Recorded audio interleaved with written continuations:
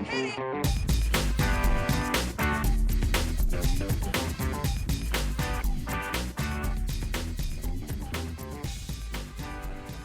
morning, good afternoon, good evening, and welcome to today's Caffeine for the Soul. So all week we've been talking about success, and we've been talking about how much of success is really up and down to you. And similarly, what are some of the things that tilt the odds in your favor that make success more likely? And one of them is somewhat surprising. And that the reason that a lot of us kind of struggle to succeed is because we're not very good at predicting how long things are going to take. So I used to completely overlook this as a factor for why some people would stick with something until they succeeded and others would give up long before they reached the target.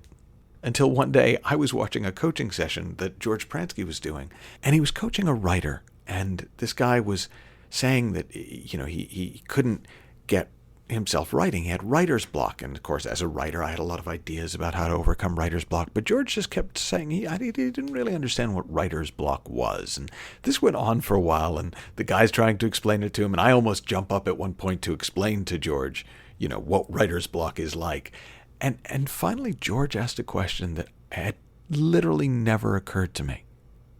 He said, well, why do you think the problem is writer's block and not just that you are terrible at predicting how long it's supposed to take to get an idea onto paper?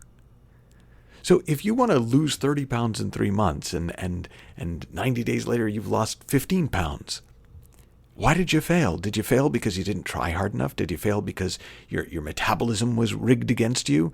Or did you fail because in this case for you, 90 days wasn't a long enough time frame to reach the goal given your strategy and given what you were willing and able to do? Or another one people come up with a lot is, okay, well, I want to make an extra X amount of money this month. I want to make an extra 5,000 this month. I want to make an extra 500 this month. I want to make an extra 50,000 this month. And at the end of the month, you haven't earned anything. So what was the problem? Did you procrastinate? Was it bad planning? Did you not execute your strategy? Or are you on track to earn the extra money, but it's just going to take 3 months instead of the 1 month you made up it's supposed to take? Now, once I started noticing this hidden failure factor, I began to see it everywhere. I see actors out here in Hollywood all the time who give up on their dreams because they don't become stars in the first 6 months that they're here. And I work with coaches all the time who can't understand why they're not making six-figure incomes in their first 2 years in the business, despite the fact that, by the way, most coaches don't do that unless they came into the business already at a certain level, just to get that clear. But, I work with people who are employed and they're not getting promoted on their time schedule, or entrepreneurs who think that because the world hasn't yet beaten a path to their door, that they must be doing something wrong. And of course, there are times where if you're not getting where you want to go as quickly as you'd like to get there, that may suggest a change of strategy. It may suggest a change of direction. It may suggest a change of career. But if the people whose opinion you respect, and I'm going to assume that you have coaches and advisors and mentors and people who are supporting you, if they agree that you're on the right track, the only thing that might be holding you back is just an inability to predict how long something is going to take. So here's 3 things that will help you address that. And one thing is let it be a goal, not an ultimatum. I wrote in You Can Have What You Want, I wrote, some people have learned to live by keeping themselves under the constant threat of poverty, abandonment, and self-hatred if they don't perform up to whatever standard they've decided upon. The problem with this motivational strategy is simple.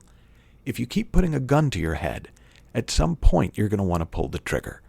And the truth is, much as we try to motivate ourselves by putting a time frame on things, when we turn the time frame into an or else, it usually winds up backfiring. It usually winds up working against us because we have so much thinking already about, oh, we're just not good enough, we're just not committed enough, we're just not this enough.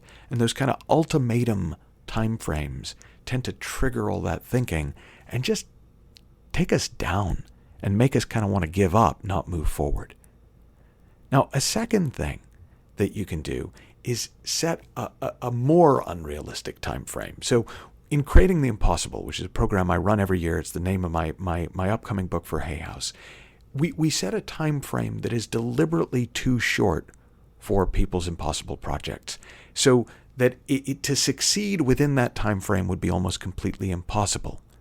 And what that actually does for people once they relax into it, it frees them up to just go for it and to just be involved in creating each day without worrying about whether or not it's going to work in the time frame allotted. And so one of my favorite unsticking moves for myself, one of my favorite unsticking moves as a coach, if I don't feel like I'm getting anywhere, or if my client feels stuck, is we'll ask them to double the target in half the time. Now, why does that work when it works? Well, it works because we kind of know we're not going to make it, but it forces us out of the thinking we've been stuck in.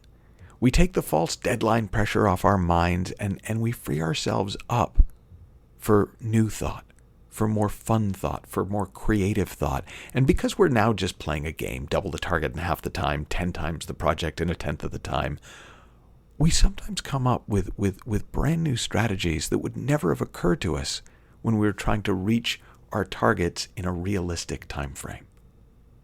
And then the final suggestion, the final tip, the final thing that you can play with is an idea that I first talked about on our Success Made Fun 1-year program.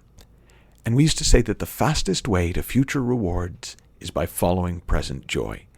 In other words, just enjoy what you're doing. When you enjoy what you're doing, you tend to do it better. You tend to show up more fully. You tend to be more focused on it. And worst case, you're really enjoying yourself. And best case, you're really enjoying yourself while you make progress. And if you're really enjoying yourself, how long it takes to succeed becomes a point of interest rather than a point of contention. So I hope you've enjoyed the week. Have fun, learn heaps, and I'll talk to you soon.